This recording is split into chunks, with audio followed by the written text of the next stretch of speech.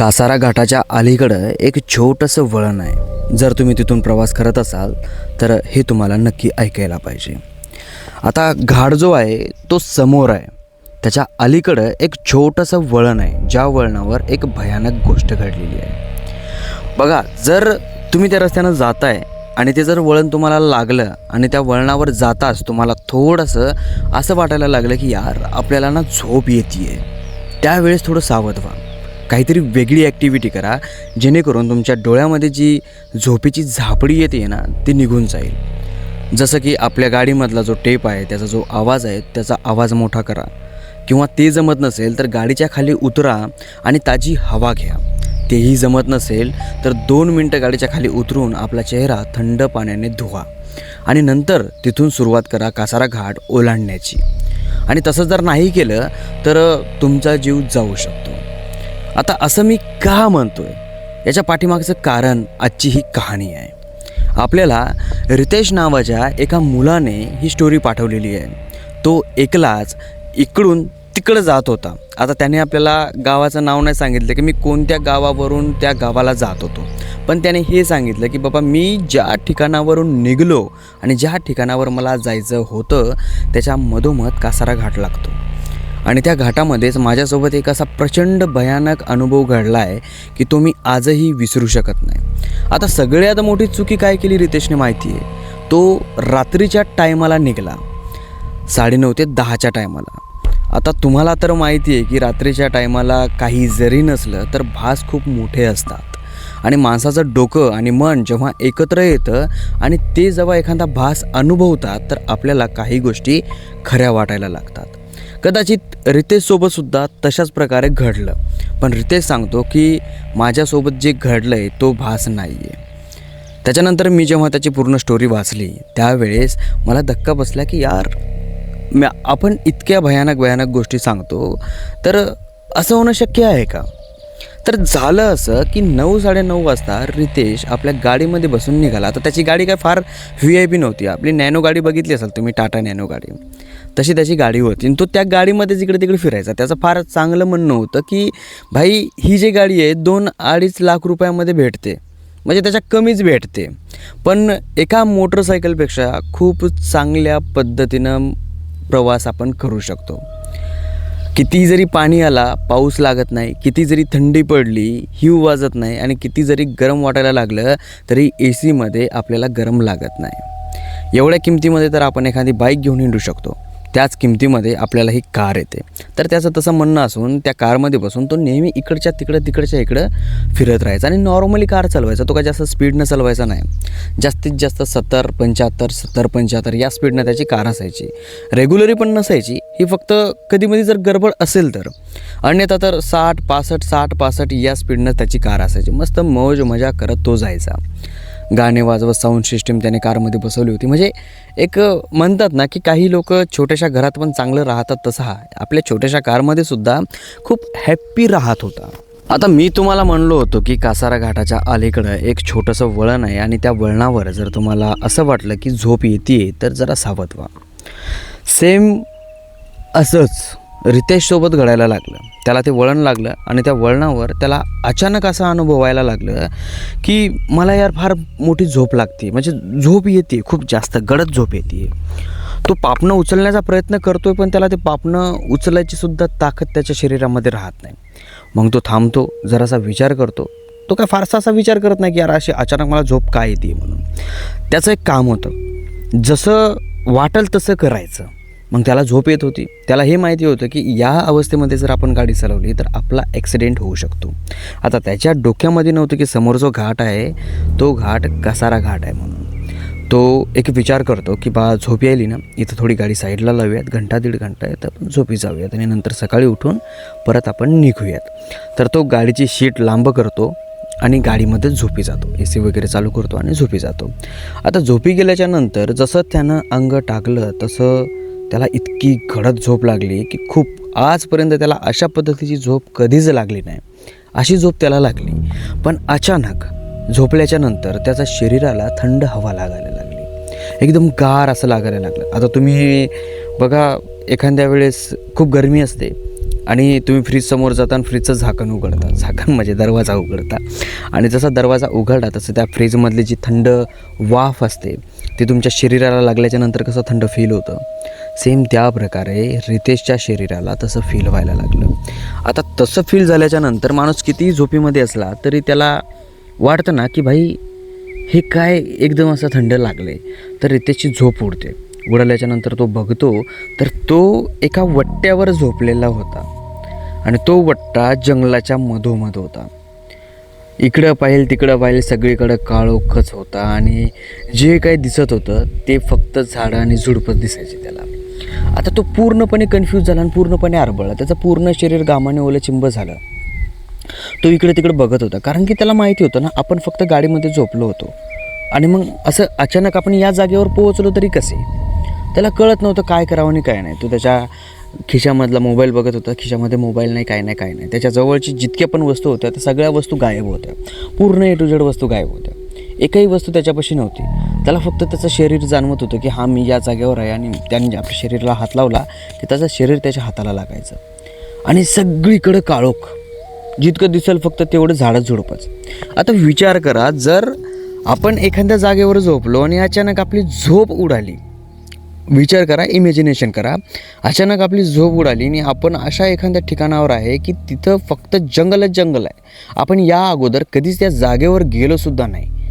अशा जागेवर आपण उठून बसतो, काय वाटेल माणसाला किती भीती वाटेल. तसं याला झालं, पळका सूट काय कळा ना गेलं याला. आणि थोड्या वेळाच्या नंतर याला हे सुद्धा कळत नव्हतं की याला टॉयलेट आले की बाथरूम आले, काहीच कळत नव्हतं, काहीच. यानं अक्षरशः आपल्या पॅन्टमध्येच लघवी केली, पॅन्टमध्ये. आणि तो त्या वट्यावर जो उठून बसला होता त्याच्यावर जाऊन असा चुपचाप बसला, एकदम सायलेंटली. आता त्याला कळालं ना की आपण काहीच करू शकत नाही. आपल्याला कुठं वाट दिसत नाही आहे, कुठं लाईट दिसत नाही आहे, सगळीकडं काळाभोर अंधारच दिसतो आहे. आणि असंही नाही की पूर्ण अंधार, बरं का, रात्रीच्या वेळेस जे झाडं झुडपं दिसतात ना अशा पद्धतीचं. पण ते झाडं झुडपं एवढी दाट दिसू लागली याला की खूप भयानक दाट झाडं झुडपं याला दिसत होती. मग काही वेळाच्या नंतर हा त्या एका जागेवर बसला आणि काही वेळाच्या नंतर याला दूर कुठंतरी एक छोटासा लाईट दिसला. याला कशीबशी आशाची किरण याच्या मनामध्ये आली की भाई लाईट दिसतोय, आपण आता कदाचित तिकडं तरी निघायला पाहिजे. तो खाली उतरतो त्या वट्ट्याच्या आणि हळूहळू त्या लाईटाकडं चालायला लागतो. आता तो लाईट कमीत कमी एक ते 1.5 किलोमीटरच्या अंतरावरचा लाईट होता. आता तुम्ही म्हणाल इतक्या लांबचा लाईट दिसेल तरी कसा. बघा, जर थोडी जागा मोकळी असेल तर 1 ते 1.5 किलोमीटरच्या अंतरावरचा लाईटसुद्धा दिसतो काळोखामध्ये. तुम्ही बघितलं असेल तुमच्या शहराच्या कित्येक पाठीमागून रस्त्यानं जेव्हा तुम्ही शहराकडे जाता तर शहराचे पूर्ण लाईटं तुम्हाला दिसतात जेव्हा मोकळं असतं तेव्हा. तर यालासुद्धा एका छोट्याशा मोकळ्या जागेमधून एक लाईट दिसायला लागला. 1 ते 1.5 किलोमीटर अंतरावर छोटा लाईट दिसत होता याला. आणि दुरून याला वाटत होतं की हां तिथं काहीतरी आहे. मग हळूहळू त्या लाईटाकडे चलत निघाला. आता तो जसा चलत जातोय त्याच्या पायाला असा अनुभव येत होता की तो ज्या जमिनीवर पाय टेकवतोय ती पूर्ण जमीन ना अशी मोकळी आणि अशी हे आहे चिकट असल्यासारखी. बघा आता कसं सांगू तुम्हाला, समजा एक चिखल आहे, त्या चिखलावर आपण काहीतरी अथरलेलं आहे आणि त्याच्यावर आपण चालतोय. हालाकी आपले पाय त्या चिखलामध्ये बुडत नाही आहेत, पण आपल्याला अनुभवलं जातं की तो चिखल खाली थोडा थोडा दबतोय. अशा पद्धतीनं याच्या पायाला याला अनुभव यायला लागला की भाई ते तसं होतं आहे. आता याच्यामध्ये तुम्हाला अजून एक गोष्ट सांगायची विसरलो मी, म्हणजे सांगितलं आहे तुम्हाला पण तुम्हाला समजलं का नाही हे मला माहिती नाही, तेच जरा फोडून सांगतो तुम्हाला. मी तुम्हाला म्हणलं होतं की त्याला फक्त त्याच्या शरीराचा अनुभव होत होता, बरोबर, फक्त शरीराचा अनुभव. त्याच्या अंगावर कपडेसुद्धा नव्हते, तो पूर्णपणे विवस्त्र होता. आणि तो त्या लाईटाकडे चालत गेला. जसा जसा तो जवळजवळ जात गेला तसं तसं याचे पूर्ण ट्यूबलाईट असे जळायला लागले आणि तो पूर्णपणे असा कन्फ्यूज व्हायला लागला, हे कसं शक्य आहे. तो जो लाईट होता तो लाईट दुसरा कुठलाच नव्हता, याच्या गाडीमधला लाईट होता. जेव्हा तो गाडीमध्ये झोपला होता आणि हा गाडीपाशी जातो, जसा गाडीपाशी जातो गाडीमध्ये बघतो तर हा गाडीमध्ये झोपलेला आहे. हा पूर्णपणे आरपळा. जसा हा त्याला बघतो त्या गाडीमधलेला झोपलेला तसा तो गाडीमधून असा दचकून असं उठतो आणि इकडं तिकडं बघतो तर सगळीकडे काळोख असतं, काही नसतं. तो गाडीच्या खाली गडबडीनं उठतो, आपला गाडीमधला मोबाईल घेतो आणि बघतो इकडे तिकडे तर काहीच नसतं. आणि तेव्हा त्याला कळतं की यार आपल्याला स्वप्न पडले असं तो म्हणतो. पण तो म्हणतो यार इतकं भयानक स्वप्न पडलं तरी कसं. आणि तो जसा गाडीमध्ये बसणार की त्याची नजर जरा आजूबाजूला पडते तेव्हा तो अजून शॉक होतो. तो कम्प्लेटली कासारा घाटामध्ये असतो, कम्प्लेटली त्या वळणांमध्ये असतो तो, एकलीच त्याची गाडी. आणि खास करून त्या पॉईंटवर, ज्या पॉईंटवर जास्त ॲक्सिडेंट होतात त्या पॉईंटवर तो असतो. आता मात्र त्याची फाटते. आता तो स्वतःला चिमटे घेतो, गाडीचं गेट उघडतो लावतो, गाडीच्या लाईट चालू बंद करतो की बाबा हे रिअल आहे का काय. कारण की हा ज्या जागेवर झोपला होता ती जागा कासारा घाटाच्या अलीकडं होती आणि तो आता उठतोय, गाडीमधून बाहेर येतोय, तर ही जागा त्या कासारा घाटामध्ये आहे. तेवढ्या त्याच्या कानावर एक आवाज येतो हसण्याचा, छोट्या मुलाचा हसण्याचा. छोटी मुलं नसतात का असतात खेळता हसतात, तशा प्रकारे याच्या कानावर आवाज येतो. हा दचकतो. आता याच्या शरीराचा जो घाम आहे तो थांबलेला नव्हता. त्या जंगलामध्ये जसं त्याला स्वप्न पडलं तेव्हापासून याच्या शरीराचा पूर्ण घाम ओलाच होता. आणि त्याने जे पॅन्ट म्हणजे ती बाथरूम केली होती ती अक्षरशः त्याने पॅन्टमध्ये केली होती. तिथं तर तो पूर्णपणे विवस्त्र होता, पण इकडं त्याची पॅन्ट पूर्ण भिजलेली होती. आणि याला ते कळालं होतं की आपण यार बाथरूम केलेली आहे म्हणून या पॅन्टमध्ये. तो पॅन्ट काढतो बाहेर आणि गाडीमध्ये टाकून देतो आणि तो अंडरवेअरवरच राहतो. तर तेवढ्या याच्यामध्ये याच्या कानावर असा आवाज येतो की एक लहान छोट्या मुलाचा हसण्याचा आवाज याच्या कानावर येतो आहे, छोट्या मुलाचा हसण्याचा. आणि तो एवढा कन्फ्यूज होतो की एवढ्या रात्री छोट्या मुलाचा आवाज येतो तरी कसा. रात्रीचे 1 ते 1:30 वाजले असते, त्यानं मोबाईलमध्ये बघितलेलं असतं. जेव्हा तो कारमधून उतरतो आणि मोबाईलची टॉर्च लावून बघतो ना त्यावेळेस त्यानं टाईम बघितलेला असतो, 1:30 वाजलेले असतात. आणि ते लहान लेकराचा आवाज त्याच्या कानावर ऐकू येतो हसण्याचा. आणि त्याला थोडं दूर रस्त्यावर एक छोटं मुलगं इकडून इकडं असं खेळताना दिसतं, पांढऱ्या रंगामध्ये, म्हणजे पांढरी सावली असते एखादी भूताची. आत्मा कशी दिसते आपल्याला नाही म्हणता, त्याला पिक्चरमध्ये बघतो आपण आत्मा कशी दिसते सेम त्या पद्धतीने. पण असं वाटतं की ते एखाद्या अगरबत्तीचं धुपट आहे, पण थोडं मोठं आकृती दिसत होती.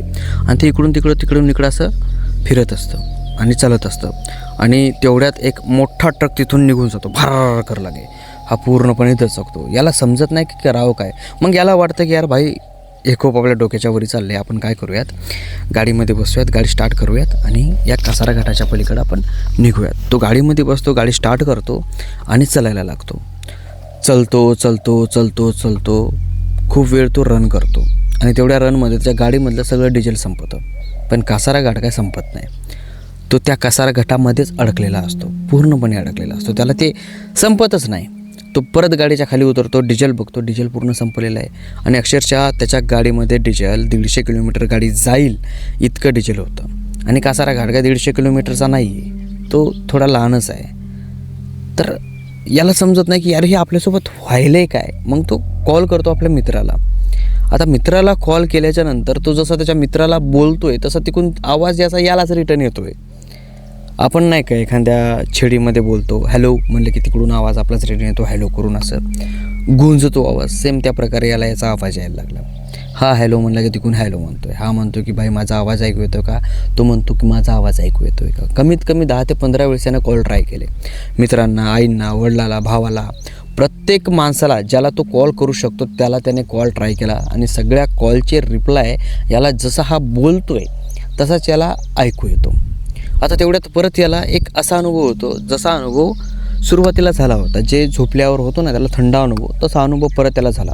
एकदम काटा असा अंगावर असा उभा राहिला. शहारा म्हणतो ना आपण, शहारे उभे राहिले. हां, यावेळेस शब्द बरोबर सापडला मला. अंगावर शहारे उभे राहिले, अशा पद्धतीचे शहारे त्याच्या अंगानं धावतात.